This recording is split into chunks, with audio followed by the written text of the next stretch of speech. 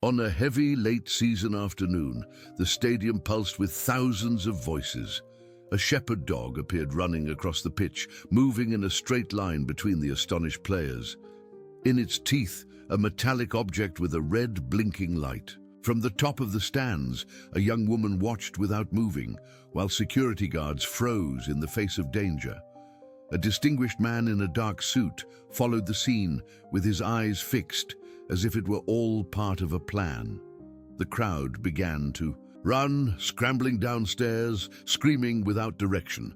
The dog stopped in front of the young woman, the bomb blinking centimeters from her face. And for 1 second, everything stopped. Do you love stories with animals? Then subscribe now and don't miss any. Thank you for following us. Now, we return to our story. The roar of 60,000 voices filled MetLife Stadium in New Jersey, like thunder rolling across the autumn sky. The New York Giants were playing their most crucial game of the season, and the energy was electric. Every seat was occupied, every fan was on their feet, and the atmosphere crackled with anticipation that had been building for weeks. This wasn't just any game. It was the playoff game that would determine whether the Giants would advance to the championship, and the entire tri-state area had been talking about nothing else. In the midst of this sea of blue jerseys and passionate cheers sat Madison Parker, a 20-year-old college student from a small town in upstate New York. She wasn't what you'd call a die-hard football fan. In fact, she was only here because her roommate had gotten sick at the last minute and practically begged Madison to use the expensive ticket rather than let it go to waste. Madison had always been the type to say yes to new experiences, driven by an insatiable curiosity about the world around her. Growing up in a working-class family had taught her to appreciate opportunities when they came her way, even if they weren't exactly her cup of tea. As she looked around at the passionate fans painting their faces and screaming at the top of their lungs, Madison couldn't help but smile. There was something infectious about their enthusiasm, even if she didn't fully understand all the rules of the game. She found herself getting caught up in the excitement, cheering when everyone else cheered, holding her breath during tense moments, and feeling her heart race as the fourth quarter began with the score tied. Several rows down from Madison, in the premium seating section, sat Alexander Harrison, a 30-year-old tech entrepreneur whose company had revolutionized cybersecurity software. His net worth was in the hundreds of millions, but tonight, money was the last thing on his mind. Unlike most of the other spectators, Alexander wasn't here for entertainment. His sharp grey eyes weren't focused on the players running across the field. They were systematically scanning the crowd, watching for something or someone that others wouldn't notice. Alexander had been tracking a pattern for months. Public events, stadiums, large gatherings, they had all become stages for something far more sinister than anyone realized. He'd started noticing irregularities in security feeds, strange communications intercepts, and unusual activities surrounding major sporting events. His background in technology and data analysis had led him down a rabbit hole that most people would dismiss as conspiracy theories. But Alexander knew better. He'd seen the evidence, followed the digital breadcrumbs, and tonight he had a strong feeling that whatever he'd been investigating was about to come to a head. The crowd's energy reached a fever pitch as the Giants scored a touchdown with only 3 minutes left on the clock. The stadium erupted in celebration, but Alexander remained focused, his eyes continuing their methodical sweep of the stands. That's when he noticed him. A man in his 50s sitting motionless in section 127, completely unaffected by the euphoria surrounding him. While everyone else was jumping, screaming, and hugging strangers, this man sat with his hands folded, wearing an expression of cold calculation that sent chills down Alexander's spine. Vincent Morrison had been planning this moment for over a year. To everyone around him, He appeared to be just another middle-aged fan enjoying a football game, but beneath his carefully constructed facade lurked a brilliant and twisted mind. Vincent had spent decades perfecting the art of manipulation, of creating chaos from the shadows while maintaining an appearance of complete innocence. He wasn't interested in money or fame. His motivation was far more complex and deeply personal. As the crowd's celebration continued, something unexpected happened that would change the course of the evening forever. A German shepherd suddenly appeared on the field, running at full speed toward the center of the stadium. At first, the crowd thought it was amusing, a lost dog providing comic relief during a tense game. Laughter rippled through the stands as security guards began chasing the animal around the field. Madison found herself leaning forward in her seat, squinting, to get a better look at the dog. There was something about the way it was running that seemed different from a typical stray animal. It wasn't running randomly or in panic. There was purpose in its movements, as if it knew exactly where it was going and what it was supposed to do. The laughter began to die down as people noticed what the dog was carrying in its mouth. The stadium lights caught the metallic gleam of an object clenched between the animal's teeth, and suddenly the atmosphere shifted from amusement to unease. The dog stopped in the center of the field, as if waiting for something, and that's when the first person noticed the small red light blinking on the device. A wave of realization swept through the crowd like a tsunami. This wasn't a playful interruption. This was something potentially dangerous. The laughter turned to nervous murmurs, then to concerned voices, and finally to outright panic as more people understood what they were looking at. Security guards, who had been casually jogging after the dog, were now running with urgency, speaking rapidly into their radios. Madison felt her heart hammering in her chest, but instead of fear, she felt an overwhelming sense of curiosity and concern.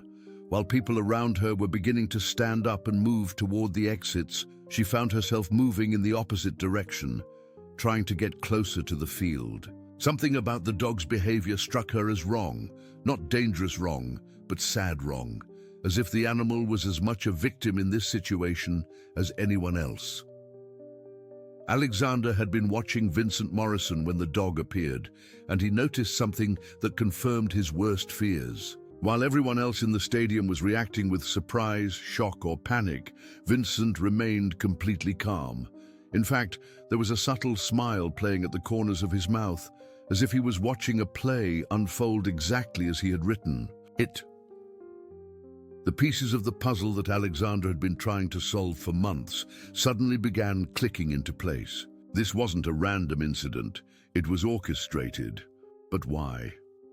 And what was the ultimate goal?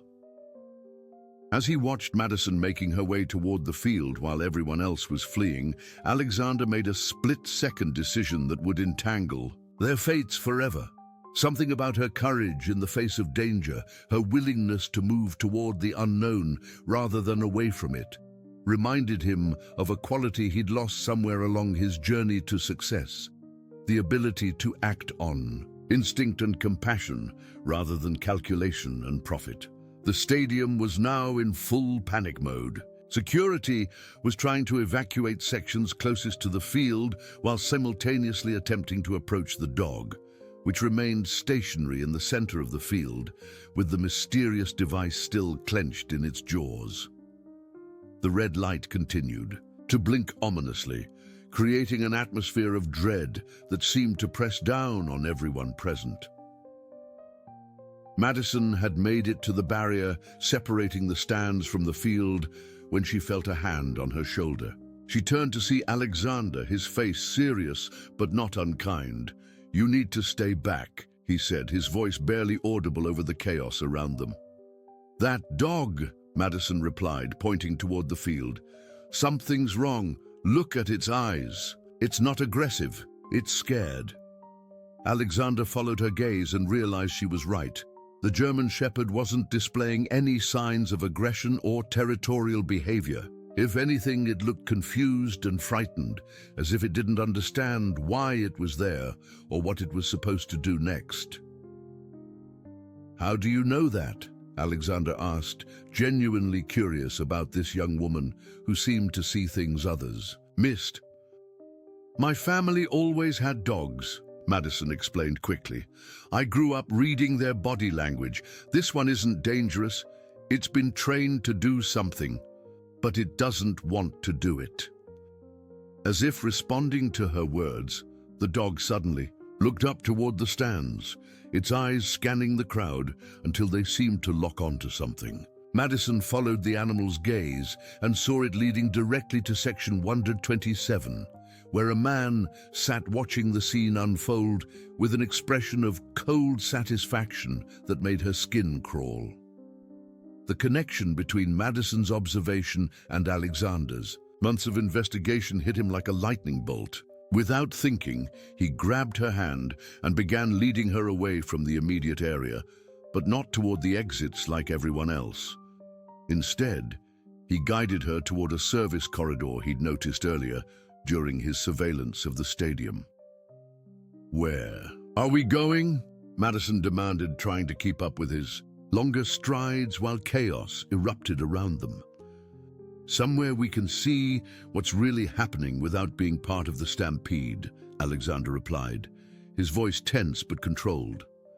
"You're right about the dog, and if you're right about that, then this whole situation is even more dangerous than it appears." Madison felt a surge of both fear and adrenaline. Everything about this evening had taken a turn into the surreal, but something about this stranger's confidence and apparent knowledge of the situation made her trust him, at least for now. As they reached the service corridor, Alexander produced a smartphone and began pulling up what appeared to be building schematics and security camera feeds. "Who are you?" Madison asked, staring at the sophisticated technology at his fingertips. "Someone who's been expecting something like this to happen," Alexander answered grimly. "My name is Alexander Harrison, and for the past 6 months, I've been tracking a pattern of suspicious activities at major public events across the country." "You mean this has happened before?" "Not exactly like this, but yes. Small incidents, things that could be explained away as accidents or coincidences, but when you look at them together, they form a picture." Alexander's fingers flew across his phone screen, bringing up camera angles that showed the dog still motionless on the field. "Someone's been using public gatherings as testing grounds for something, and I think tonight is graduation day." On the field, the German Shepherd remained perfectly still, as if waiting for a command. The device in its mouth continued to emit that ominous red blinking light, and stadium security had established a perimeter around the animal, unsure of how to proceed. The evacuation was proceeding slowly, with thousands of panicked people trying to leave through limited exit points. Vincent Morrison watched the unfolding chaos with the satisfaction of an artist admiring his masterpiece. Everything was proceeding exactly as he had planned, with one small exception: the young woman who had noticed the dog's true nature and the man who had approached her. Vincent's keen eyes had been tracking them since they'd moved toward the field instead of away from it, and he didn't like variables in his carefully constructed scenarios. He reached into his jacket and withdrew a small device that looked like an ordinary smartphone. With a few quick taps, he accessed a program that most people would never see, a program that could communicate with the specially designed collar hidden beneath the German Shepherd's thick fur. Vincent had spent years developing this technology, creating a way to control situations from a distance while maintaining complete deniability. The dog's head suddenly turned toward the stands, its eyes scanning until they found Vincent's section. To most observers, it would appear random, but Vincent knew the animal was responding to the subtle signal he'd just sent. The next phase of his plan was about to begin. Madison and Alexander watched from their hidden vantage point as the dog's behavior shifted. "It's looking for someone," Madison whispered, her natural empathy for animals making her heart ache for the confused creature on the field. "Or something," Alexander corrected, zooming in on the dog with his phone's camera. "Look at its collar. Do you see anything unusual about it?" Madison squinted at the screen. At first, she saw nothing out of the ordinary, but then she noticed a small section that seemed slightly thicker than the rest, with what appeared to be a tiny antenna barely visible beneath the fur. "There's something attached to its collar." "A receiver," Alexander confirmed. "This dog isn't acting on its own. It's being controlled remotely." The implications of this discovery sent chills through both of them. If the dog was being controlled, then someone in the stadium was orchestrating this entire situation. But why? What was the purpose of causing this kind of panic and fear? As if in response to their unspoken questions, the dog suddenly began moving again. But instead of running randomly around the field, it began walking in a deliberate pattern, a pattern that spelled out letters. The crowd, those who were still watching instead of fleeing, fell silent as they realized what was happening. The message the dog traced out was simple but chilling. "This is just the beginning." Madison felt her blood run cold. Beginning of what? Alexander's face had gone pale as he processed the implications. "I think this is a demonstration. Someone is showing that they can infiltrate any public space, control any situation, and manipulate any crowd. But the question is, what do they want?" On his phone, Alexander pulled up news feeds from around the country. Within minutes, reports were already appearing online about the incident at MetLife Stadium.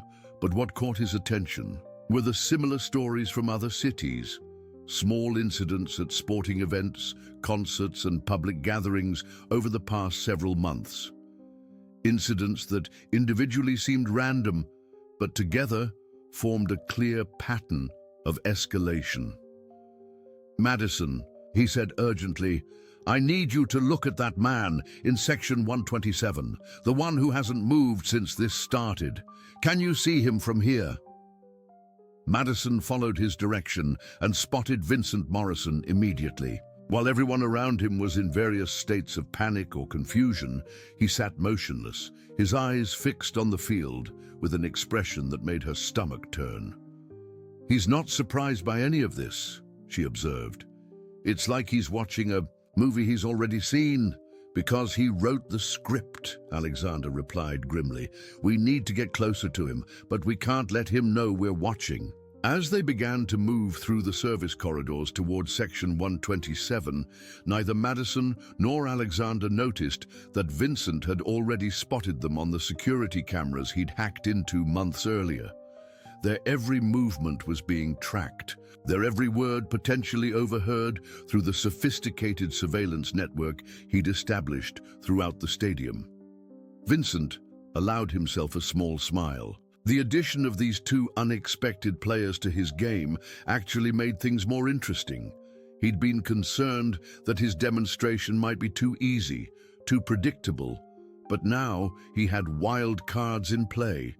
A young woman with an unusual connection to animals and a tech entrepreneur with investigative skills. It would make the eventual reveal of his true plan all the more satisfying. The dog on the field suddenly sat down, as if its task was complete. The device in its mouth stopped blinking, and for a moment, the stadium fell eerily quiet. Then security teams began slowly approaching the animal, which made no move to flee or defend itself. As Madison and Alexander made their way through the maze of corridors beneath the stadium, Madison couldn't shake the feeling that they were walking into something much larger and more dangerous than they understood. "Alexander," she said, stopping suddenly, "what if this is exactly what he wants? What if he's expecting people like us to investigate?" Alexander paused, considering her words. You might be right, but what's the alternative? We can't just pretend this isn't happening. Too many people could get hurt if we don't try to stop whatever comes next. Then we need to be smarter than he expects us to be, Madison replied, with a determination that surprised even herself. Unknown to either of them, Vincent Morrison was already 3 steps ahead, activating the next phase of his plan. The demonstration at MetLife Stadium was indeed just the beginning, but it wasn't the beginning of random terror or chaos. It was the beginning of a carefully orchestrated campaign to expose secrets, manipulate public opinion, and ultimately target specific individuals who had crossed his path years earlier. Alexander Harrison was one of those individuals, though he didn't know it yet. His cybersecurity company had unknowingly interfered with one of Vincent's earlier operations, causing a domino effect that had cost Vincent everything he held dear. Tonight's events were Vincent's way of announcing that he was ready to collect on old debts. As security finally managed to safely remove the device from the dog's mouth, revealing it to be a sophisticated but ultimately harmless piece of technology designed to look threatening, Vincent Morrison quietly slipped out of his seat and disappeared into the crowd of evacuating spectators. The real game was just beginning, and he had given his opponents their first clue. Now it was time to see how well they could play. 3 days after the MetLife Stadium incident, Madison found herself sitting in an upscale Manhattan coffee shop, still struggling to process everything that had happened. The media had exploded, with coverage of what they were calling the Stadium Dog mystery, but none of the reports came close to capturing the truth of what she and Alexander had witnessed. Alexander arrived precisely on time, looking every bit the successful businessman, in his tailored suit, but Madison could see the exhaustion in his eyes. They had exchanged phone numbers that night and had been in constant communication since, trying to piece together the puzzle they'd stumbled into. Any luck tracking down our mysterious friend from Section 127? Madison asked as Alexander sat down across from her. Vincent Morrison, Alexander replied, sliding a tablet across the table. I ran facial recognition software on the security footage. He's been using that name for the past 5 years, but before that, he was Dr. Vincent Castellanos, a former psychology professor at Columbia University. Madison scrolled through the information on the screen, her eyes widening as she read. It says here he was fired for conducting unauthorized experiments on students, something about manipulation and behavioral control. That's not even the worst part, Alexander continued, his voice low. 3 years ago, my company's cybersecurity software accidentally uncovered and shut down what we thought was a simple phishing operation. Turns out it was actually Dr. Castellanos' sophisticated data mining project that he was using to gather psychological profiles on thousands of people. You're saying this is personal for him? Very personal. The shutdown of his operation led to criminal charges, and he lost everything. His reputation, his research, his funding. He disappeared after that, and I assumed he'd given up. Clearly, I was wrong. Madison felt a chill run through her as the implications became clear. So the stadium incident wasn't random terrorism, it was a message, specifically to you. I think so, yes, but here's what I don't understand. Why involve you? You had nothing to do with what happened 3 years ago.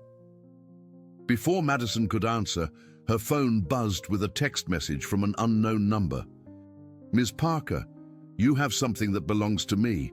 We should meet. VM. Both of them stared at the message in shock. How did he get my number? Madison whispered. Alexander's expression grew grim. The same way he got into the stadium's security system, the same way he controlled that dog, Vincent Morrison is a lot more dangerous than I gave him credit for. Another message appeared. Don't involve the police. This is a private matter. Tomorrow, 3 p.m., Central Park, Bethesda Fountain. Come alone, or the next demonstration will be much more public. Madison's hands were shaking as she set down her phone. What does he mean, I have something that belongs to him? I don't know, but we're going to find out. And despite what he says, you're not going alone. That evening, Madison returned to her small apartment in Queens, her mind racing with questions and fears. She'd been living independently since starting college, working part-time jobs to support herself while pursuing a degree in veterinary science. Her life had been simple, predictable, and safe until 3 nights ago. Now she was somehow entangled in a web of revenge and psychological manipulation that she didn't understand. As she prepared for bed, Madison found herself thinking about Alexander. There was something about him that went beyond his obvious wealth and success. Despite his privileged background, he'd shown genuine concern for her safety and had treated her as an equal partner in their investigation rather than someone who needed protection. She'd never met anyone quite like him before. Meanwhile, across the city in his penthouse apartment, Alexander was having similar thoughts about Madison. Her courage at the stadium, her ability to read the dog's behavior when no one else could, and her quick thinking under pressure had impressed him more than he cared to admit. But beyond that, there was something refreshing about her genuine, unguarded nature that made him want to let down the walls he'd built around himself over the years. His thoughts were interrupted by a call from his head of security. "Mr. Harrison, we've detected some unusual activity around your building tonight. Nothing threatening, but someone's been conducting surveillance." Vincent Morrison? Most likely. We also found this delivered to the front desk an hour ago. The security chief held up a manila envelope with Alexander's name, written in precise handwriting. Inside the envelope was a single photograph, a picture of Madison leaving her apartment building that morning, with a note on the back. "She has my dog's trust. That makes her valuable to both of us." Alexander felt his blood run cold as he realized what Vincent was implying. The German Shepherd from the stadium hadn't just been a tool in Vincent's demonstration. It was somehow central to his larger plan, and Madison's natural connection with the animal had made her a target. The next morning, Madison woke to find a package outside her apartment door. Inside was a small device that looked like a fitness tracker, along with a note. "Wear this if you want to understand what really happened to Max. He's been looking for you." Max. The dog had a name, which somehow made everything feel more personal and heartbreaking. Madison examined the device carefully, wondering if it was safe to put on, but her curiosity and concern for the animal ultimately won out. The moment she fastened the device around her wrist, it came to life with a soft beep. A small screen displayed a map of New York City with a blinking dot that appeared to be moving through Central Park. Below the map was a message. "Max remembers your scent. He's been trained to find you." Madison's heart raced as she realized that Vincent hadn't just been controlling the dog at the stadium. He'd been training it to locate specific people. But why her? They'd never met before that night. When she met Alexander at a cafe near Central Park an hour before their scheduled meeting with Vincent, she showed him the device and explained what had happened. "This changes everything," Alexander said, studying the tracker. "Vincent isn't just playing mind games. He's been planning this for much longer than we thought. The question is, what's his end game?" "Maybe we're about to find out," Madison replied, looking toward the park. As they walked toward Bethesda Fountain, Madison couldn't help but notice how different Alexander seemed outside of his business environment. He was more relaxed, more human somehow, and she found herself appreciating the way he listened to her thoughts and treated her opinions with respect. "Alexander," she said as they paused at the edge of the park, "whatever happens, in there I want you to know that I'm glad we met, even under these circumstances." "Madison, Alexander started to say something, then stopped himself. "Let's get through this first, then we can talk about what comes next." Vincent Morrison was waiting for them at the fountain, dressed casually in jeans and a sweater, looking nothing like the menacing figure they'd seen at the stadium. Beside him sat the German shepherd Max, who immediately perked up when he saw Madison approaching. "Miss Parker," Vincent said with a smile that didn't reach his eyes, "thank you for coming. And Mr. Harrison, always a pleasure." "What do you want?" Alexander demanded, positioning himself slightly in front of Madison. "Want? I want what was taken from me, my research, my life's work, my future. But since I can't have those things back, I've decided to settle for justice." Vincent's expression hardened. "You see, when your company shut down my operation, you didn't just destroy my data. You separated me from Max here. He was my most successful subject, trained not just for obedience, but for emotional recognition and human bonding." Madison looked at the dog, who was staring at her with an intensity that made her understand. "You trained him to recognize people by their emotional states, didn't you? And somehow, my reaction at the stadium created a bond." "Very good, Miss Parker. Max was trained to identify individuals with specific psychological profiles, people with natural empathy, courage, and emotional intelligence. You demonstrated all three that night, which makes you perfect for the final phase of my experiment." "What experiment?" Alexander demanded.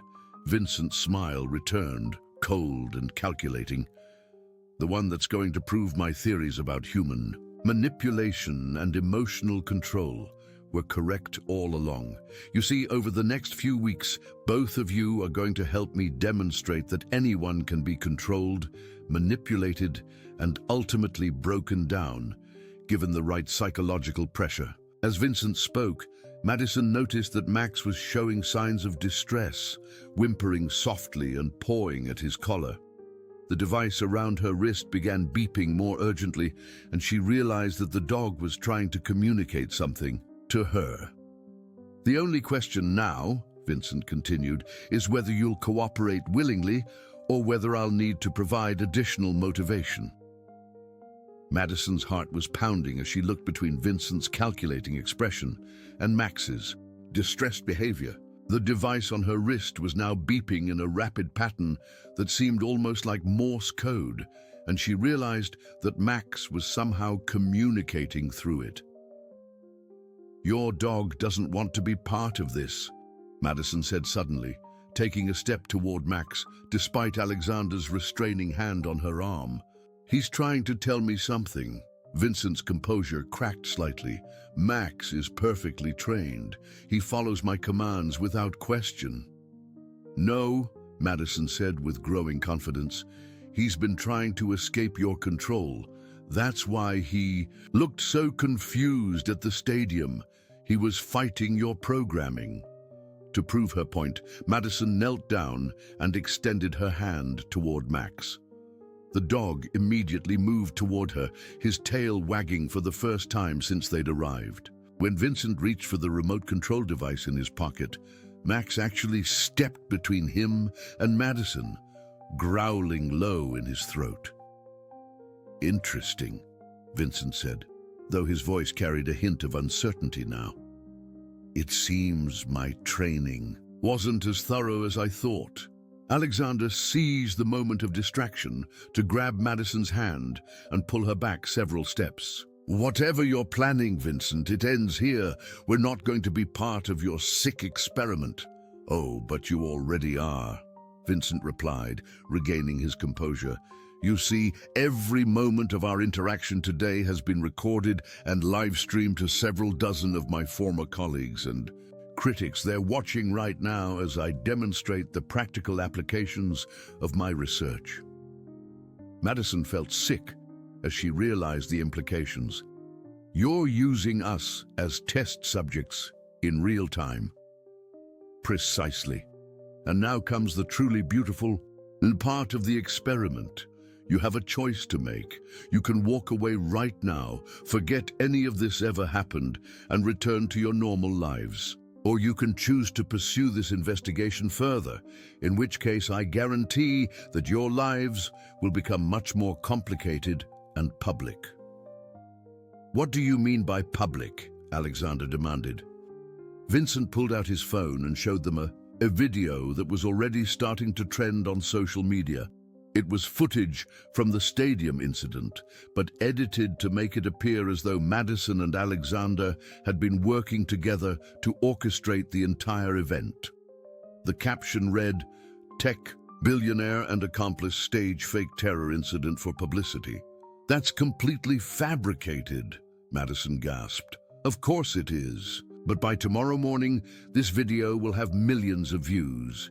And by next week, there will be dozens of follow-up videos, blog posts, and news articles exploring every aspect of both your lives. Mr. Harrison's business empire will be under scrutiny, and Ms. Parker, your dreams of becoming a veterinarian will be buried under a mountain of negative publicity. Alexander felt rage building in his chest. You're threatening to destroy our reputations with lies? I'm simply demonstrating the power of modern information warfare. In today's world, truth is whatever most people believe, and I've become very good at shaping beliefs. Vincent's smile was triumphant. Unless, of course, you'd prefer to participate willingly in my research. Help me prove my theories correct, and I'll ensure that the truth about the stadium incident comes to light. Madison and Alexander exchanged glances, both realizing they were trapped. Walking away would mean letting Vincent destroy their lives with false information, but staying would mean subjecting themselves to whatever psychological manipulation he had planned. We need time to think about this, Alexander said finally. Of course, you have until tomorrow evening. Meet me at the Chrysler Building observation deck at sunset and give me your answer then. Oh, and don't think about involving law enforcement. I have contingency plans that would make our current situation look quite tame by comparison. As Vincent walked away with Max reluctantly following behind him, Madison and Alexander stood in stunned silence by the fountain. The weight of what had just happened was almost overwhelming. "This is my fault," Alexander said finally. "If I hadn't interfered with his operation 3 years ago, none of this would be happening to you." "Don't," Madison replied firmly. "You were doing your job, protecting people from cybercriminals. You couldn't have known it would lead to this." They walked in silence for several minutes before Madison spoke again. "Alexander, what if we don't play by his rules? What if we find a way to expose him without giving him what he wants?" "How?" He's clearly thought this through carefully. He has evidence against us, resources we don't understand, and a level of technical sophistication that I have to respect, even if I hate him for it. Madison stopped walking and turned to face him. But he's also revealed his weakness, his need for validation, for proving his theories to his former colleagues. He's not just trying to hurt us, he's trying to prove a point. That makes him predictable. Alexander looked at her with new appreciation. "You're right. His ego is driving this, which means he'll want to make a big public spectacle of whatever he's planning. If we can figure out what that is, maybe we can turn it against him." Over the next several hours, they spent time in Alexander's apartment, using his technology resources to research Vincent's background more thoroughly. What they discovered painted a picture of a brilliant but deeply troubled man who had become obsessed with the idea that human behavior could be completely controlled through the right combination of psychological manipulation and technology. "Look at this," Madison said, pointing to an academic paper on Alexander's computer screen. "He published this 5 years ago. It's about using animals as intermediaries for human emotional manipulation. Max isn't just trained to obey commands, he's trained to create emotional bonds with specific types of people. Which explains why you had such a strong reaction to him at the stadium, Alexander realized. Vincent has been studying your psychological profile somehow, probably through social media activity, online purchases, anything that would give him insight into your personality. The realization that Vincent had been watching her, analyzing her, preparing to use her emotions against her made Madison feel violated and angry, but it also gave her an idea. Alexander, what if Vincent is wrong about human nature?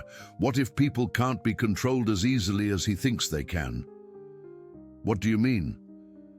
I mean, what if we let him try to manipulate us, but we go in knowing what he's doing? We could turn his own experiment against him by proving that his theories are flawed.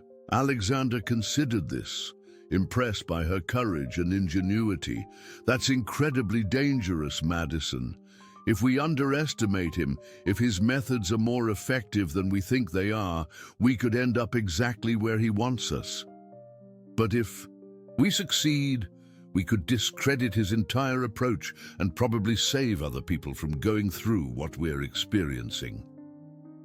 As they talked late into the night, Alexander found himself admiring not just Madison's intelligence and bravery, but also her fundamental decency and compassion. Even in the face of Vincent's threats, her primary concern was for other potential victims and for Max, the dog caught in the middle of this psychological warfare.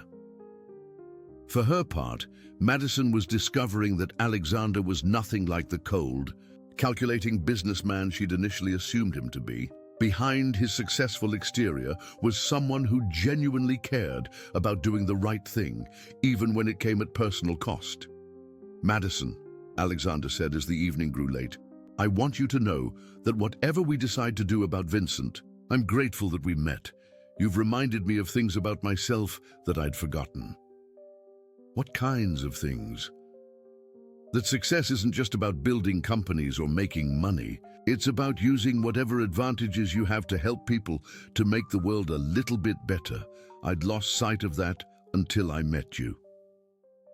Madison felt her heart skip a beat at the sincerity in his voice. Alexander, Before she could finish her thought, her phone buzzed with another message from Vincent. I hope you're using your time wisely. Tomorrow evening will determine not just your futures, but the futures of several other people I've been watching. Sleep well. The implication was clear. Vincent had other targets, other people he was prepared to manipulate and hurt if they didn't cooperate. The stakes had just gotten much higher. We have to stop him, Madison said, her voice filled with determination. Together, Alexander agreed, and for the first time since this nightmare began, Madison felt like they might actually have a chance. The Saturday next evening arrived with the kind of dramatic sunset that seemed almost too perfect for the confrontation that was about to unfold. Madison and Alexander stood at the base of the Chrysler Building, both nervous but determined to see their plan through. Remember, Alexander said, adjusting the tiny recording device hidden in Madison's jacket, the goal is to get him to admit everything on camera. If we can prove that he's been manipulating public opinion and threatening innocent people, we can turn this whole situation around. And if he realizes what we're doing, then we improvise, Alexander replied with a confidence he didn't entirely feel. But I believe in us, Madison. We can do this. As they rode the elevator to the observation deck, Madison found herself thinking about how much her life had changed in just a few days. A week ago, her biggest concern had been passing her organic chemistry exam. Now she was about to confront a brilliant psychopath who saw her as a test subject in his twisted experiments. Yet somehow, with Alexander beside her, she felt stronger than she ever had before. The observation deck was nearly empty when they arrived, with just a few tourists taking pictures of the city skyline. Vincent was standing near the southern windows, with Max sitting obediently beside him, though Madison noticed that the dog's ears were down and his posture suggested stress. "Punctual as always," Vincent said without turning around. "I do appreciate reliability in my subjects." "We're not your subjects," Madison replied firmly. "We're here to tell you that we won't be part of your experiments." Vincent turned to face them, his expression showing mock disappointment. "How unfortunate. I had such interesting plans for both of you. But very well. If that's your final decision, then I suppose we'll have to proceed with the alternative scenario." "Which is?" Alexander asked. "Simple. In approximately 10 minutes, security footage from this building will show the three of us having what appears to be a heated argument. Then tragically, Miss Parker will appear to lose her balance and fall from the observation deck. Mr. Harrison, overcome with guilt and grief, will be found in his apartment later tonight, having apparently taken his own life out of remorse." Madison felt her blood turn to ice. "You're talking about hurting people. That wasn't part of your original threat, wasn't it? I told you that your lives would become complicated and public. I simply didn't specify how public." Vincent's smile was genuinely chilling now. "You see, the beauty of my approach is that everyone will believe it was a tragic accident followed by a suicide. No one will ever suspect that it was carefully orchestrated psychological manipulation leading to predictable behavioral outcomes." "Except that you just confessed to planning it," Alexander said, hoping that the recording device was picking up everything. "To two people who won't be alive to testify about it," Vincent replied calmly. "Though I must admit, I'm curious to see how you'll react to the final phase of my experiment." Vincent reached into his pocket and pulled out what appeared to be a small remote control. "You see, Max here has been fitted with a special collar that can deliver various types of encouragement. If either of you tries to leave or call for help, Max will experience considerable discomfort. If you cooperate with my scenario, he'll be fine." Madison looked at Max and saw the dog trembling slightly. The device around her wrist was beeping rapidly again, and she realized that Max was somehow trying to warn her about something. "You're using that poor animal as leverage," she said, her voice shaking with anger. "I'm using the most effective motivational tool available, your own compassion. It's quite elegant, really. Your emotional connection to the dog will ensure your compliance, even when your rational mind tells you to flee." But Vincent had made a crucial mistake. His focus on Madison and Alexander had prevented him from noticing that Max had been slowly working at something with his teeth. The special collar that Vincent was so proud of had a small emergency release mechanism that the dog had discovered during his months of captivity. With a soft click that only Madison heard because of her proximity to the animal, Max's collar fell to the ground. The dog immediately moved away from Vincent and toward Madison, his entire demeanor changing from fearful submission to protective alertness. "Impossible," Vincent said, staring at his now useless remote control. "The collar was designed to be tamper-proof." "Maybe you underestimated him," Madison said, kneeling down to let Max come to her side. "Maybe you underestimated all of us." Alexander seized the moment to reveal the recording device they'd been using.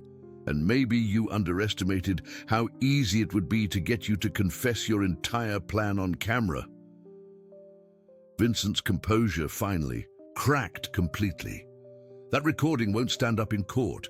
You have no proof that I actually intended to carry out any threats. But we have proof that you orchestrated the stadium incident, that you've been stalking and threatening us, and that you just admitted to planning to make our disappearances look like accidents," Madison said, standing up with Max protectively positioned between her and Vincent. The sound of elevator doors opening echoed across the observation deck, and Vincent turned to see 6 FBI agents emerging, led by a woman in a dark suit who seemed to know exactly where to find them. "Dr. Vincent Castellanos," the lead agent said, displaying her badge. "You're under arrest for cyber terrorism, stalking, threatening federal witnesses, and conspiracy to commit harm." Vincent's face went through a range of emotions: surprise, rage, and finally grudging admiration. "You contacted the authorities after all. I must admit, I didn't anticipate that level of strategic thinking from either of you." "Actually," Alexander said, "we contacted them yesterday, right after our meeting in Central Park. Agent Sarah Chen has been coordinating with my security team to monitor all of your communications and movements." Agent Chen stepped forward with handcuffs. "Dr. Castellanos, we've been tracking your activities for months. The stadium incident was just the evidence we needed to move forward with arrests. Your former colleagues who received your live-streamed demonstrations have all cooperated with our investigation." As Vincent was led away in handcuffs, he called back over his shoulder, "You think this is over, but you have no idea how deep this goes. I'm just one person in a much larger network." "We'll cross that bridge when we come to it," Agent Chen replied calmly. "Right now, let's focus on making sure you never have the opportunity to hurt innocent people again."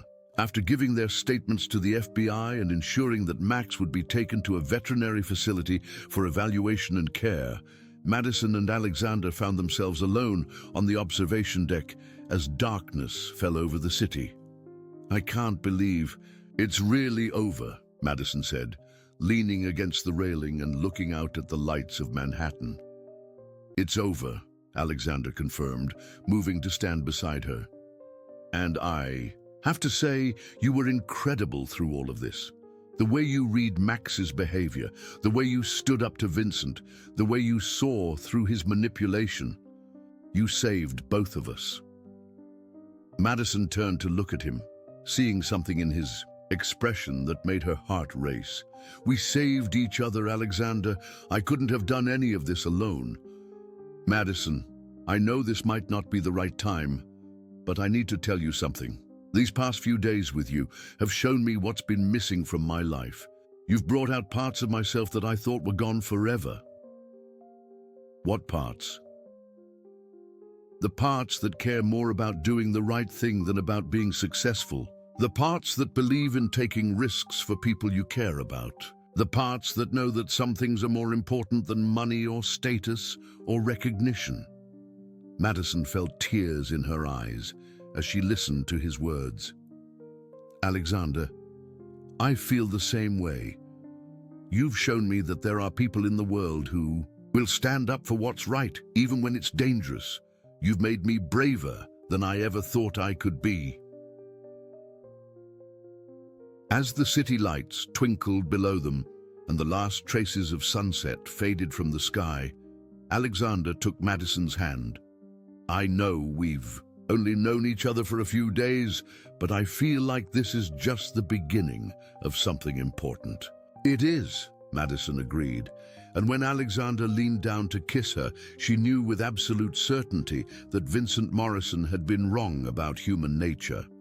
People couldn't be controlled or manipulated when they chose to trust each other, to stand together, and to believe in something greater than themselves. Their kiss was interrupted by Agent Chen, clearing her throat nearby. "Sorry to interrupt, but we'll need both of you to come in tomorrow for more detailed debriefings. There are aspects of Dr. Castellanos' operation that we're still investigating." "Of course," Alexander said, though he didn't let go of Madison's hand. "Whatever you need." As they prepared to leave the observation deck, Madison looked back one more time at the place where their ordeal had finally ended. Tomorrow, there would be more questions, more investigations, and probably more media attention than she was comfortable with. But tonight, she was exactly where she belonged, beside someone who had proven that love and trust could overcome. even the most sophisticated attempts at manipulation and control. 6 months later, Madison stood in the lobby of Harrison Technologies, no longer the uncertain college student who had accidentally stumbled into a web of psychological manipulation and terror. The experience with Vincent Morrison had changed her in profound ways, giving her a confidence and purpose she'd never possessed before. Alexander's company had undergone significant changes as well. In the aftermath of Vincent's arrest and the revelation of his sophisticated cyber-stalking network, Alexander had redirected much of his company's focus toward developing technologies that could protect ordinary people from digital manipulation and harassment. It had become not just a business venture, but a personal mission. "Ms. Parker," Alexander's assistant said with a warm smile, "Mr. Harrison is waiting for you in the conference room. He said to tell you that Max is already here." Madison's heart lifted at the mention of Max. After months of rehabilitation and therapy, the German Shepherd had recovered from his traumatic experiences and had become an unofficial mascot of Harrison Technologies. More importantly, he had become Madison's constant companion and Alexander's reminder of how they had first found each other. The conference room on the 40th floor offered a spectacular view of Manhattan, but Madison's attention was immediately drawn to the familiar sight of Alexander reviewing documents at the head of a long table, with Max lying contentedly at his feet. It was a scene that had become wonderfully routine over the past several months. "Sorry I'm late," Madison said, settling into the chair beside Alexander and reaching down to scratch behind Max's ears. "Professor Williams kept us overtime discussing the applications of animal psychology in criminal investigations." "How's the new degree program coming along?" Alexander asked, closing his laptop to give her his full attention. It was one of the things she loved most about him, his ability to make her feel like the most important thing in his world, no matter how busy he was. "Better than I expected. Turns out, there's a lot of interest in combining veterinary science with forensic psychology. 3 other universities have already reached out about developing similar programs." The trauma of their experience with Vincent had led Madison to change her career focus from traditional veterinary medicine to something more specialized and meaningful. She was now working toward a unique degree that would allow her to work with law enforcement agencies, using her natural understanding of animal behavior to help solve cases and assist in investigations. "I have some news that might interest you," Alexander said, sliding a folder across the table to her. "Agent Chen called this morning. Vincent's trial date has been set, and the prosecution believes they have enough evidence to ensure a very long prison sentence." Madison opened the folder and scanned the legal documents. "What about his network?" He said there were others involved. "The FBI has identified and arrested 12 other individuals who were part of his operation. Apparently, Vincent was running what they're calling a psychological terrorism network. Groups of people who specialized in using social media, data mining, and behavioral manipulation to target specific individuals for harassment, intimidation, and worse. And now they're all going to be held accountable," Madison said with satisfaction. "I still can't believe how close we came to being his next victims." Alexander reached over and took her hand. "But we weren't victims, Madison. We were survivors. And more than that, we were the ones who stopped him from hurting anyone else." The past 6 months had been a whirlwind of media attention, legal proceedings, and personal growth. Madison had initially been overwhelmed by the public scrutiny that came with being involved in such a high-profile case, but Alexander had helped her navigate the challenges while maintaining their privacy and dignity. More importantly, their relationship had deepened from the intense bonds forged in crisis to something genuine, lasting, and beautiful. They had learned to trust each other completely, to support each other's dreams and ambitions, and to build a partnership based on mutual respect and shared values. "Alexander," Madison said, looking out at the city skyline, "do you ever wonder what would have happened if we hadn't met that night at the stadium?" "Every day," he replied honestly, "and every day I'm grateful that we did. You changed my life in ways I'm still discovering." "How so?" "Before I met you, I was successful but empty. I had money, recognition, influence, but I didn't have purpose. I was building technology for the sake of building it, making profits for the sake of making them. You showed me that success is meaningless unless it's used to help people." Madison smiled, remembering their early conversations about the importance of using privilege and resources to make the world better. "You've changed my life too, you. No, not just by protecting me from Vincent, but by believing in me, by supporting my dreams even when they seemed impossible." Their conversation was interrupted by a knock on the conference room door.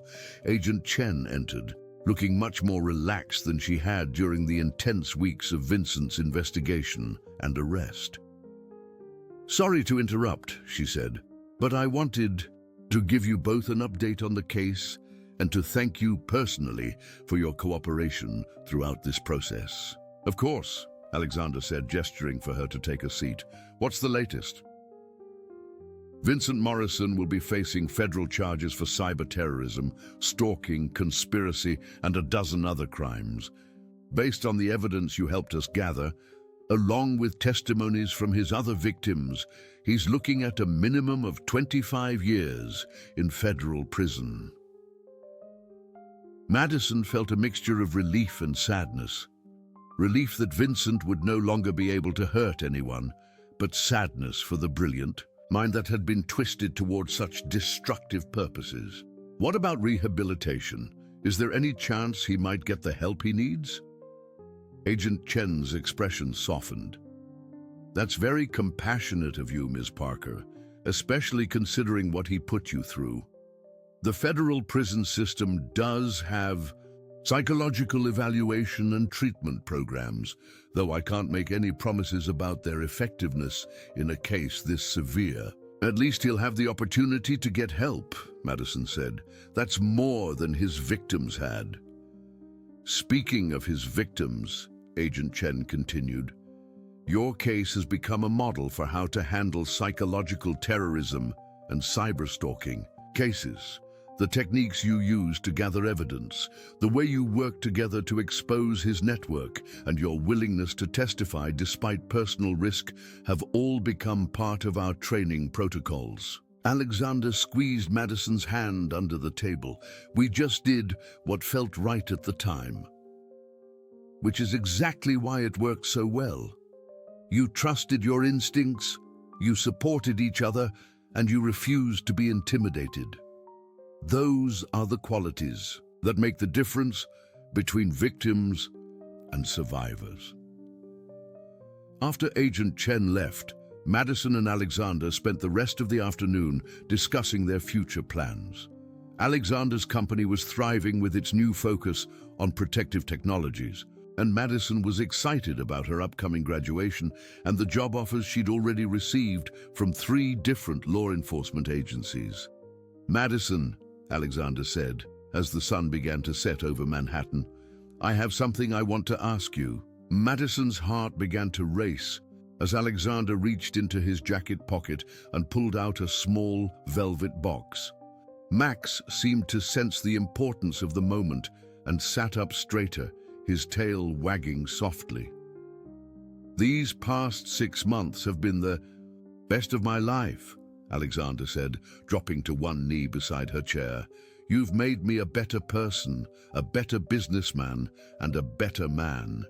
You've shown me what it means to have real courage, real compassion, and real love." Madison felt tears beginning to form in her eyes as Alexander opened the box to reveal a stunning but elegant engagement ring.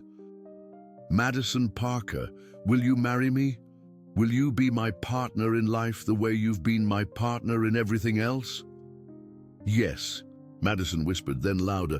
Yes, absolutely yes. As Alexander slipped the ring onto her finger and stood to kiss her, Max barked once in apparent approval, making them both laugh through their tears.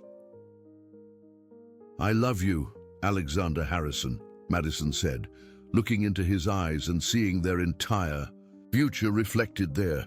I love you too, Madison Parker, he replied. And I promise that whatever challenges we face together, we'll face them the way we faced Vincent Morrison, as a team with courage and with complete trust in each other. As they stood together in the conference room, looking out at the city where they'd first met and where they'd learned what it meant to truly love someone, Madison knew that their story was just beginning. Vincent Morrison had tried to use their emotions against them, to manipulate their feelings and destroy their lives. Instead, he had inadvertently brought together two people who were perfect for each other, who made each other stronger, and who would spend the rest of their lives proving that love and trust could overcome any obstacle. Max stood up and walked over to them, positioning himself between them as if he wanted to be part of their embrace.